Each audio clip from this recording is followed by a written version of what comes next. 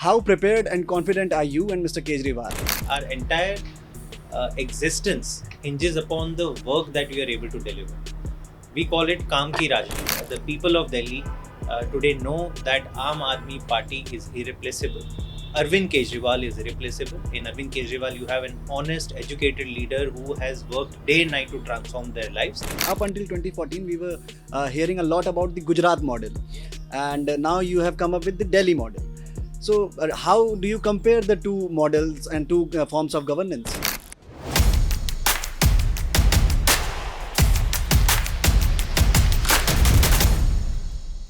Hello and welcome.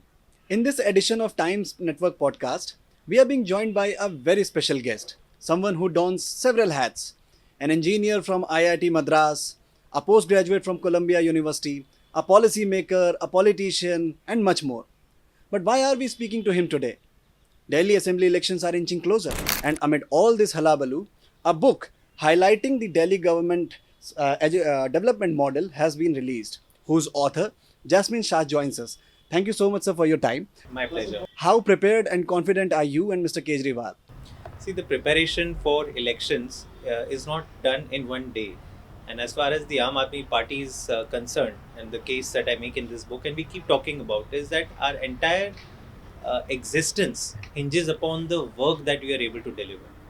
We call it Kaam Ki Rajniti. If today there is one political party in India that campaigns on the plank of education, on the plank of healthcare, on the plank of being able to provide 24 by 7 electricity, water, issues of transport, pollution, it is the Aam Aadmi Party. Frankly, no other political party in India today is talking about these issues, which you and I know affect the day-to-day quality of life of an Aam Aadmi.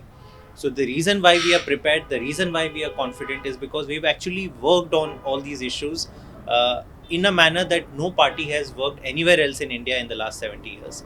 I have a very detailed accounting of the work that has happened in Delhi in this book. But those who live in Delhi have actually experienced it. And that is the reason we are very confident that the people of Delhi today know that Aam Aadmi Party is irreplaceable. Arvind Kejriwal is irreplaceable. In Arvind Kejriwal, you have an honest, educated leader who has worked day and night to transform their lives. And I'm very sure they'll support us wholeheartedly. I'll come to the elections in detail a few minutes from now. But they say don't judge a book by its cover. But in this case, I think it's very difficult to not discuss the cover. So Arvind Kejriwal is prominently shown on the cover of this book. Your critics might wonder, is this an objective study of Delhi's governance model, or is it an attempt to champion the party's cause given the elections due in February? See, books are not written for elections, first of all. Let me tell you, it's taken me 2 years and a lot of hard work, a lot of research to put this together. But it's very interesting. I think if you show the cover very clearly to your viewers, where is Arvind Kejriwal? Arvind Kejriwal is not in an election rally. Where is he standing? In a classroom, I think. He's standing in a classroom. Yeah. And that is what the Delhi model is, right? A sitting chief minister visiting classrooms, schools regularly, trying to champion the cause of education more than I would say any other politician has done in India. And why shouldn't, if you think about it, who's the key karta dharta of the Delhi model? I mean, it is under his chief ministership that this entire governance model was born. Obviously, there were other architects. Manish Sisodia, is known as for his work in education and many other sectors. Satyendra Jain in healthcare. Atishi has been working, now she's the chief minister. I have worked for 8 years inside the Delhi government on many reforms. But it is eventually the leadership that made all this happen. Since we are discussing since 2015, let's go back to 2014 also. And up until 2014, we were hearing a lot about the Gujarat model. And now you have come up with the Delhi model. So, how do you compare the two models and two forms of governance? See, Gujarat model, I believe, was one of the most successful propaganda stories of the last decade or so. And the reason I say that is because, see, when did Gujarat model, the conversation on the Gujarat model start? It was actually 1990s when you start seeing Gujarat's GDP growth going beyond India's GDP growth. Right? That is when people started talking that something different is happening in Gujarat. And I give one credit to the Gujarat model, that it has managed to consistently keep the economy of Gujarat growing above the national average for the last 2 or 3 decades, even during Mr. Modi's term as chief minister and before that. But when you ask what has the average Aam Admi of Gujarat received, have their wages increased, have their quality of life improved, and that is where you realize that Gujarat model has benefited no one but the top 1% of the Gujarati businessmen and industrialists. The Gujarat model, I'll tell you the basis of Gujarat model. The reason why Gujarat was able to experience such sharp growth is because the Gujarat government gave unprecedented freebies to the big industrialists. Land at 1 rupees per acre. Huge loans. Tata Group for the nano plant got a loan of 9,000 crores at just 1% interest rate for 20 years.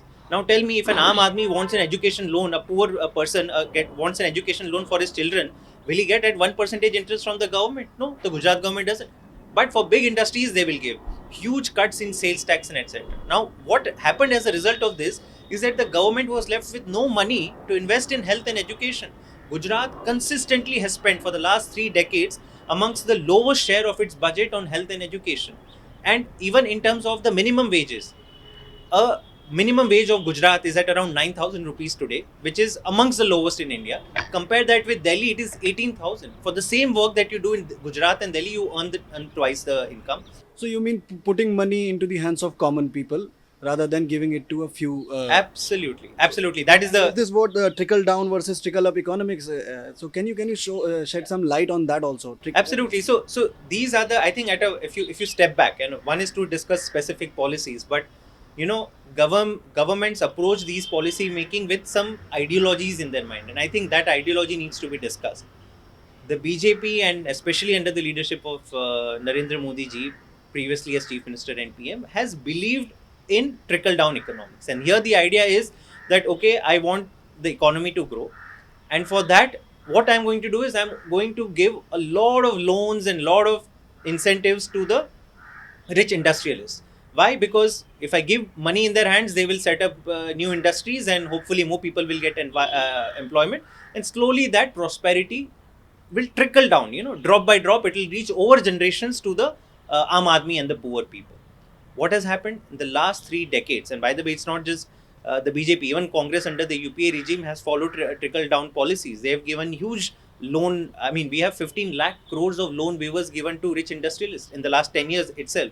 We've had the biggest corporate tax cut happening in 2019, 1 lakh crores being wiped off every year from the central's budget. So all of this is nothing but trickle down policies. And again, what happened in Gujarat is today happening in India. Because of all these giveaways to the rich corporates, today government of India is spending far less on health and education than it was even 10 years back. Our expectation was that देश को विकसित, Mr. Modi speaks about विकसित भारत, तो विकसित भारत कैसे होगा? आपको health और एजुकेशन में खर्चा बढ़ाना पड़ेगा. And all our policies say that yes, we need to increase. But if you look at the actual data, our spending on health and education has come down.